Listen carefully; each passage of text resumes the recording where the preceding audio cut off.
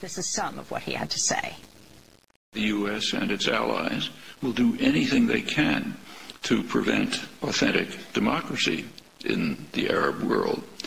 The reason is very simple.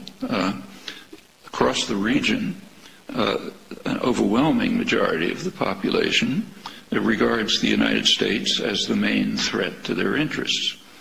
In fact, opposition to U.S. policy is so high that a considerable majority think the region would be more secure if Iran had nuclear weapons. In Egypt, the most important country, that's 80%. Similar figures elsewhere. There are some in the region who regard Iran as a threat, about 10%. Well, plainly the U.S. and its allies are not going to want governments which are responsive to the will of the people. If that happens, not only will the U.S. not control the region, but it'll be thrown out. What about Egypt, most important country, but not a major center of oil production?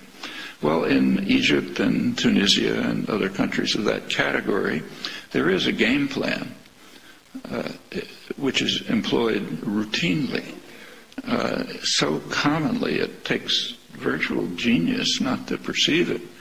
But when you have a favored dictator, for those of you who might think of going into the diplomatic service, you might as well learn it.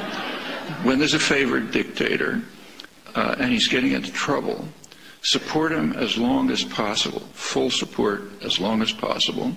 When it becomes impossible to support him, like, say, maybe the army turns against him, business class turns against him, then send him off somewhere, issue ringing declarations about your love of democracy, and then try to restore the old regime, maybe with new names. And that's done over and over again. It doesn't always work, but it's always tried.